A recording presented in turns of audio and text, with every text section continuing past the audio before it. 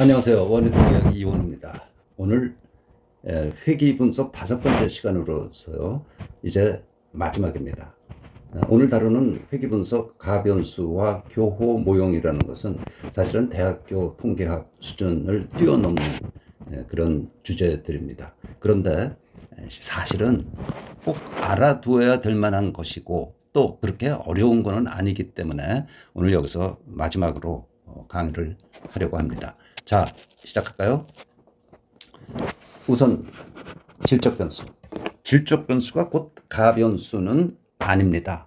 예? 질적 변수라는 것은 양적 변수, 수량화되어 있는 변수. 그러니까 나이, 수입, 온도, 금액 같은 것이 이제 양적 변수인데 반해서 성별, 거주 지역이 어디냐, 계절, 뭐 교육 수준, 이런 것들은 고등학교 졸업이냐, 대학교 졸업이냐, 대학원 졸업이냐 이런 것들이죠. 그런 것들은 질적 변수, 수량할 수 없는 변수이기 때문에 그거를 질적 변수라고 합니다. 양적 변수, 질적 변수에 대해서는 뭐 전에부터 좀 알고 있었죠. 자, 이런 것들 질적 변수를 설명 변수로 하고자 할 경우 이제 문제가 다릅니다. 양적 변수와 좀 달라져요.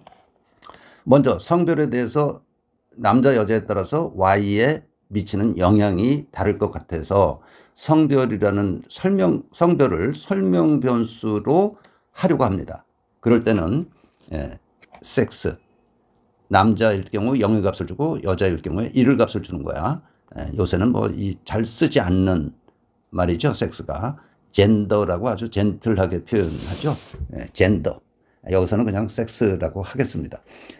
그러면 이 성별 변수를 이렇게 정의를 해서 설명 변수로 사용할 수 있다. 이처럼 0과 1의 값을 부여한 그런 변수를 가변수라고 부르는 겁니다. 가변수. 그러면 이제 계절을 나타내는 변수가 있죠. 계절, 봄일 때, 여름일 때, 가을일 때, 겨울일 때 4개 계절이 있는데 1, 2, 3, 4로 이제 코딩을 할 수 있죠. 봄일 때 1, 여름일 때 2, 가을일 때 3, 겨울일 때 4로 이런 이 계절이라는 변수를 설명 변수로 하고자 할 경우 뭐를 알고 싶은 거예요? 봄과 여름의 차이가 어떻게 될까? 봄과 가을의 차이는? 또 봄과 겨울의 차이는 어떻게 될까? 여름과 가을의 차이, 또 여름과 겨울의 차이, 가을과 겨울의 차이는 각각 계절별로 얼만큼 Y를 증가시키든지 감소시키든지 할까를 알기 위해서 이 계절이라는 변수를, 질적 변수를 설명 변수로 넣으려고 하는 거야. 그렇죠? 계절 간의 차이에 따라 얼만큼 Y의 변화가 있는가. 예를 들어서 무슨 아이스크림 같은 거 생각할 수 있죠. Y가 아이스크림 판매량이야. 봄과 가을, 여름의 차이, 봄과 가을의 차이, 봄과 겨울의 차이, 또 여름과 가을의 차이, 여름과 겨울의 차이, 뭐 가을과 겨울의 차이, 이런 것들을 알고 싶다는 이야기예요. 맞습니까? 그러면 이 설명 변수를, 계절을 설명 변수로 하고자 할 경우에 이렇게 3개의 가변수를 정의해야만 합니다. S1, 봄일 경우 1의 값을 주고 봄이 아닐 때는 여름, 가을, 겨울 전부 0의 값을 주는 거야.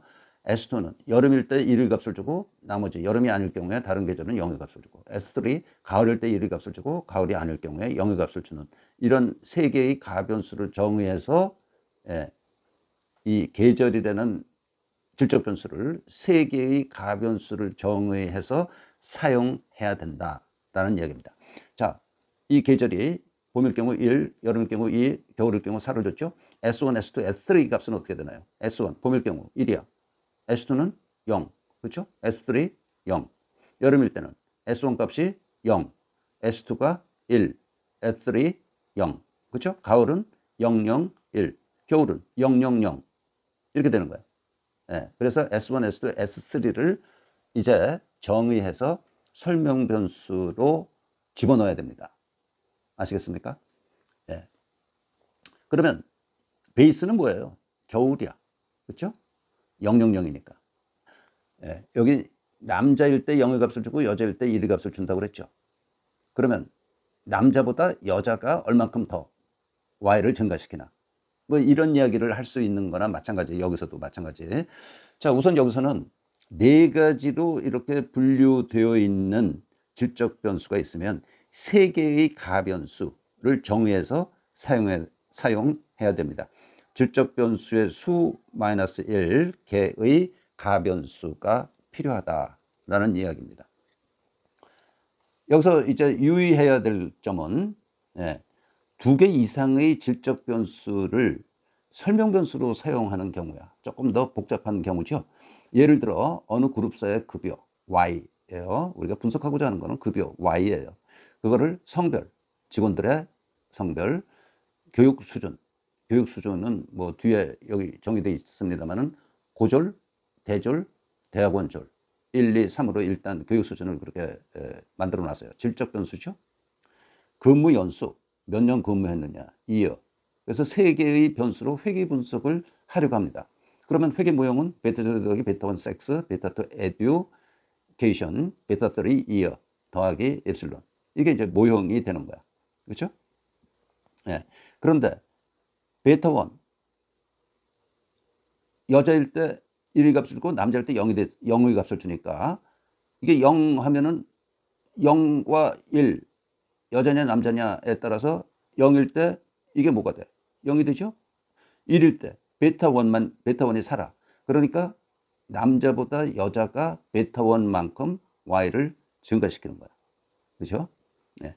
요거 이제 E1, E2 앞에 붙어 있는 E1, E2 미안합니다. 여기 질적 변수에 대해서 세 가지로 분류되어 있기 때문에 두 개의 가변수를 정의했어요. 고등학교 졸업인 경우 1, 기타 0. 대학 대졸 1, 기타 고졸이나 대학원졸이죠. 이건 0. 그렇게 이제 E1, E2를 요 질적 변수에 대해서 두 개의 가변수를 정의한 거야. 그래서 아까와 마찬가지로 education 교육 수준이 여기서는 이제 뭐 X2라고 썼는데 1, 2, 3일 때 E1, E2가 1, 0, 0, 1, 0, 0. 그러니까 베이스가 뭐예요? 대학원졸이요. 대학원졸보다 E1의 개수, E1의 개수, 베타2는 대학원졸보다 고졸이죠. 고졸이 베타2만큼 Y를 증가시키는 거야. 예? Y가 증가하는 거야. 베타2가 마이너스면 감소하는 거죠. 대학원졸보다 고졸이 베타2만큼 Y를 증가시킨다. 이거는 뭐야? E2 앞에 붙어 있는 베타3는 대학원졸보다 요거 E2 대학졸이 베타3만큼 Y를 증가시킨다. 라고 설명하면 되는 거야. 베타4는 연속 변력이니까 뭐 근무 연수가 1년 더 많으면 베타4만큼 급여가 많다. 베타4만큼 급여가 많다라는 것을 나타내 주는 거겠죠.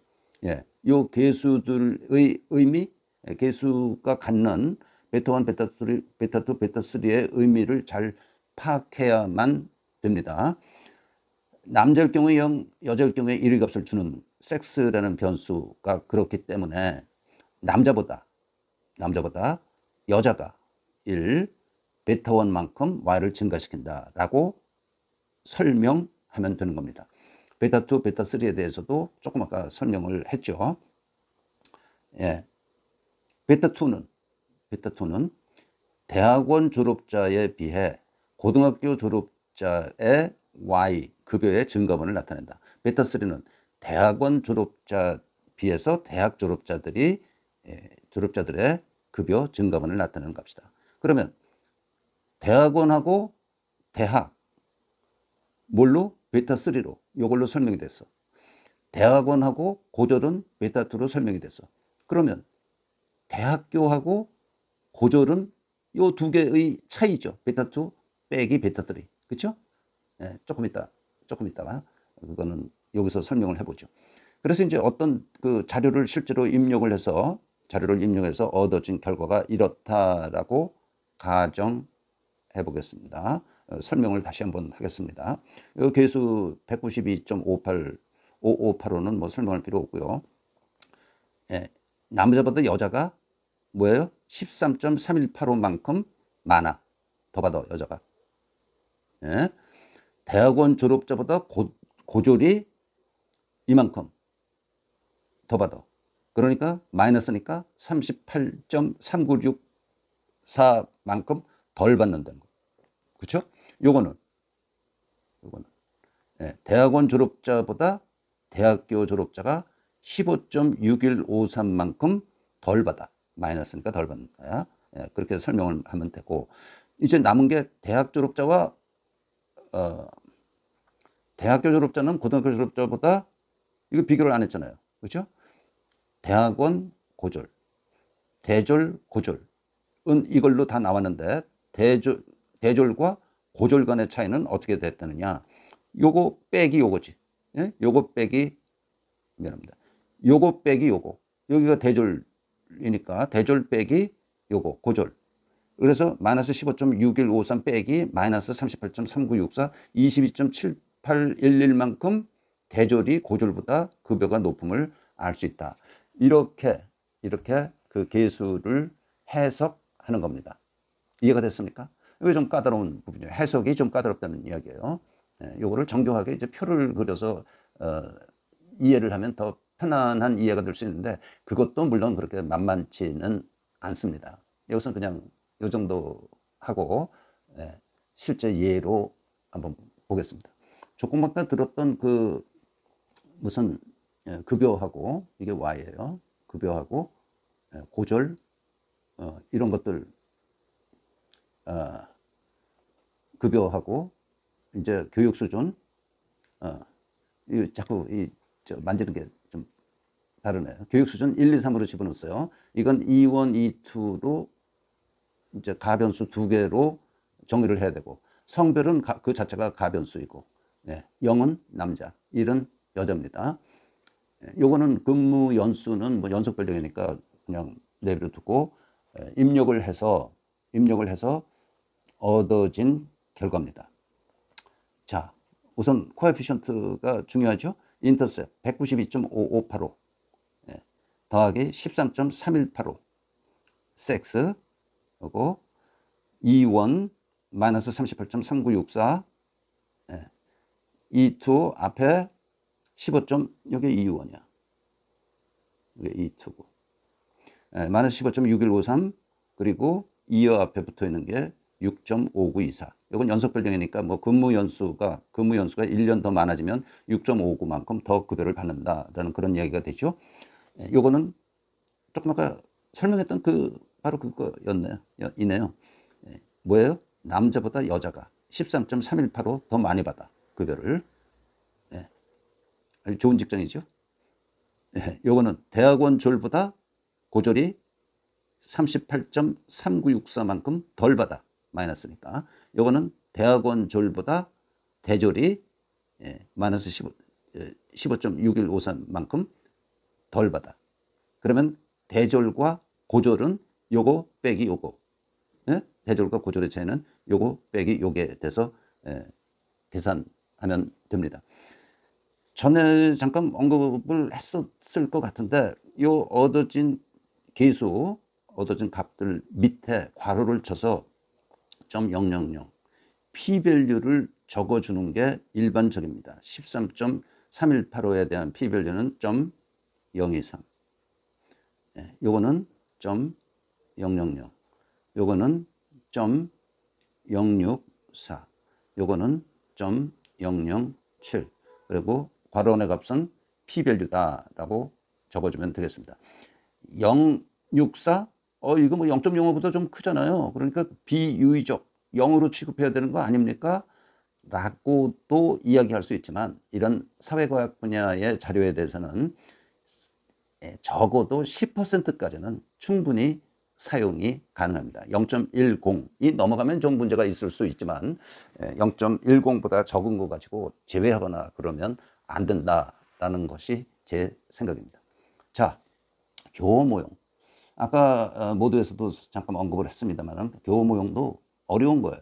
그러니까 우리 대학 수준의 통계학 책에는 거의 나오지 않는 부분인데요. 우리 한번 생각해 보자고요. 이거 상당히 유용한, 필요한 모형이거든요. 실제 자료를 조금 다루는 사람들한테, 다뤄야 될 사람들한테. 자, 다중회계 모형에서 이거네. 이거. 각각의 설명 변수는 다른 설명 변수와 관계없이 다른 설명 변수와 관계없이 그 설명 변수가 y에 얼만큼 어떻게 영향을 주는가를 말한다.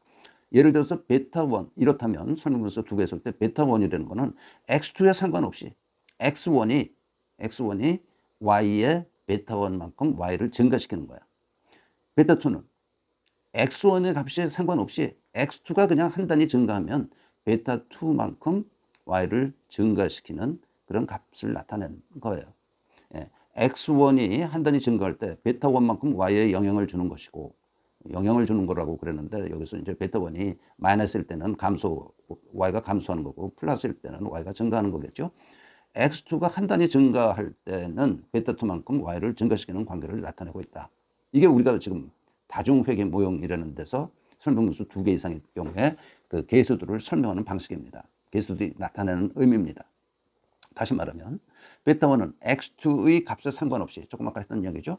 x1이 한 단위 증가할 때 y의 증감을 나타내주는 값이다. 뭐 베타2도 마찬가지죠. 자, 볼까요? 구체적으로 예를 한번 들어보겠습니다. 여기에 이제 실제 베타0는 10이라고 그러고 베타1은 2라고 그러고 이건 5라고 값을 좀 주고 한번 예를 들어서 보자고요. 네? 확인해 보자고요. 그림 5, 9.8 같이 베타2가 어떤 값을 갖든지 간에 x1이 한 단위 증가함에 따라 y는 이만큼 증가한다는 거야. 예, 이거는 5는 x1이 어떤 값을 갖든지 간에 x2는 아무튼 y를 5만큼 증가시킨다는 이야기예요. 구체적인 예를 여기서 들어봤습니다. x2가 1일 때 한번 보자고. x2가 1이야. 그럼 이게 뭐야? 예? 5죠? 그러니까 이쪽으로 더 가면 15 더하기 2x1이죠? 네, 15 더하기 2x1. 그렇죠? 그러면 x2가 3일 때 1이 아니라 3인 경우에 x2에서는 3을 집어넣어봐. 3, 15. 25 더하기 2x1이네. 예. 그래서 25 더하기 2x1. 그래서 x1은 x2 값이 1이든 3이든 상관없이 얼만큼? 2만큼 y를 증가시키는 그런 관계를 보여주고 있는 거야. 이게. 그러니까 이게 나타나죠. 무슨 얘기인지 알겠습니까? x2 값에 상관없이 x2 값이 어떤 값이든지 간에 상관없이 아무튼 베타1만큼 y를 증가시키는 그런 관계가 우리가 보통 다루는 다중선형 모형, 다중선형 회계 모형 이라는 이야기야. 그런데 이게 이제 얼핏 조금 좀 생각을 해보면 불합리, 비합리적일 수 있잖아요. x2의 값이 변할 때 x1이 y에 미치는 영향, y에 미치는 값이 다를 수도 있지 않을까 생각할 수 있는 거야. 그렇죠? 이게 이제 회계분석의 이론에 들어가면 설명 변수는 서로 직교한다. 뭐 이런 이야기가 또 있습니다. 그건 상당히 복잡한 이야기니까요. 그야말로 그건 대학원에서 다뤄야 될 문제이고, 그러니까 직교한다는 거는 이제 좀 독립이라는 개념하고 비슷한 이야기예요. 그래서 이거는 단순 선형 회계 모형은 x1과 x2가 서로 독립 비슷한 관계일 때 충분히 설명을 할 수 있는 이야기인데, 그렇지 않은 경우도 왕왕 있을 수가 있는데 그때 이제 소위 교호 모형을 써야 된다라는 이야기야. 그러나 x2의 값에 따라 x1이 y에 미치는 영향이 다르다면 앞에서 잠깐 봤던 선형 모형은 적절치 않고 다음에 교호 모형, 인터랙션 모델이 보다 더 적합한 모형이 될 수 있다라는 이야기야. 교호 모형이라는 건 딴 게 아닙니다. 설명 변수 그냥 곱해 놓은 거야. x1, x2의 곱. 그러니까 하나가 더 추가된 거죠. 이것이 x1, x2를 곱한 것을 설명 변수로 하나 더 추가한 거야. 이 교호 모형은 x2의 주어진 값에서 x1이 한 단위 증가하면 얼만큼? 베타1 더하기 베타3 x2만큼. 이거 그러니까 묶어낸 거죠. 베타0 더하기 베타1 플러스 베타3 x2 x1이라는 소리죠. 맞습니까? 더하기 베타2 x2 더하기 입실론. x1의 한 단위 증가하면 이만큼 y를 증가시키는 관계를 나타내고 있다라는 이야기야. 그래서 x1이 어떤 값으로 주어졌을 때 x2의 관계는 이만큼. 이건 이제 뭐 조금 또 하나 여기 쓰기 싫으니까 그냥 당연히 x2가 주어졌을 때는 이렇게 되는 거고 x1이 주어지면 이제 이거 정리하면 이만큼 x2가 y를 증가하는 그런 이야기가 된다. 됐습니까? 조금 구체적인 예를 한번 들어보죠. 자, 앞에서 봤던 거와 비슷하게 y와 x의 관계, 진짜 관계예요. 이건 모형이 아니라 가상적으로 예를 들어서 그냥 설명해 보기 위해서 10 더하기 2x1 더하기 5x2 더하기 0.5 x1 x2라고 하자고. 이런 관계에 있다 라고 할 때 x2가 1이면 x2 1을 집어넣어. 1 집어넣어. 그러면 이 식은 2x1은 1 들어갔으니까 15 더하기 1 들어갔으니까 0.5 x1이죠. 2 더해서 2.5 x1 이렇게 되고 x2가 3이면 x2를 3을 집어넣으면 15, 10 더해서 25가 되고 여기 3을 집어넣으면 1.5 그래서 3.5 x1이 돼. 이게 바뀌었잖아요. 예? 바뀌었잖아요. x1이 한 단위 증가할 때 x2가 1일 때는 2.5만큼 y를 증가시키고 x2가 3일 때는 3.5만큼 증가시킨단 말이에요. 그렇죠? 그것을 그래프로 표시한 게 이겁니다. 자, 교호 모형이라는 것이 어떤 것인지만 이해하고 넘어가자고요. 여기서는 예는 하나 간단히 들어보겠습니다만 이해되셨습니까? 벨트를 제조하는 어느 회사는 새로운 벨트 가공법 X1을 개발해서 벨트 가공법법 A, B에 따라 제조된 벨트 16개에 충격을 가한 후 X2라는 충격을 가한 후 벨트의 수명을 조사했다. 수명은 Y죠. 수명은 X1, X2. 이건 충격이고 X1은 A냐 B냐. 그래서 A를 0으로 하고 두 가지니까 B를 1로 집어넣었어. 가변수예요. 전부 0이고. 여기 전부 1로 이제 코딩 해가지고 넣은 결과가 이겁니다. 자, 단순 회귀 모형을 했을 때 이렇게 나왔습니다. 단순 회귀 모형. R제곱 결정계수는 0.93, 93%. 그러면 X1이 0일 때는 뭐야? A 방법이죠? A 방법. A 가공 방법을 취했을 때 0 집어넣으면 그냥 0이니까 이렇게 되는 거고 A 방법으로 가공했을 때. 그렇죠? B 방법으로 가공했을 때는 뭐가 돼? 이게 X1이 1 값이 들어가니까 1 들어가면 이게 1 들어가면 15.4338 되고 이렇게 돼서 55. X2는 똑같은 값이고 이렇게 얻어진다라는 이야기야. 그러니까 A보다 B가 B 가공 방법이 뭡니까?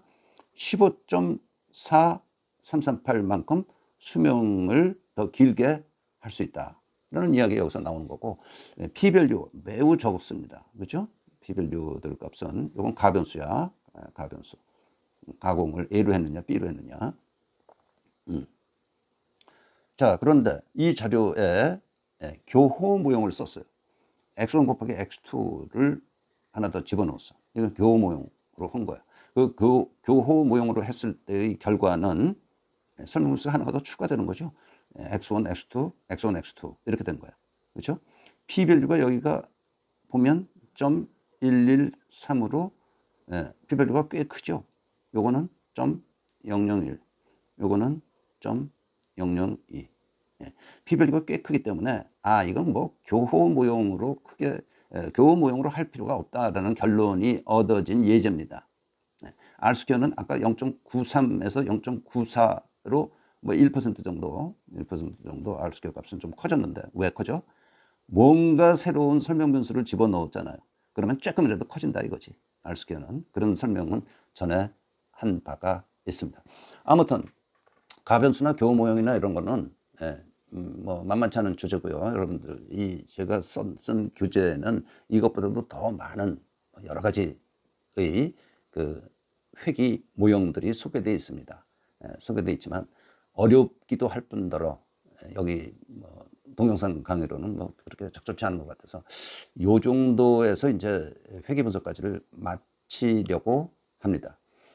그 참 행여나 뭐 얼마나 많은 그 동영상 강의를 봤는지, 또 동영상 강의를 들으면서 얼만큼이나 이해가 되고 통계학이라는 게 쉽게 느껴졌는지 알 수가 없습니다만 수고 많으셨고 그동안 고생하셨습니다. 감사합니다.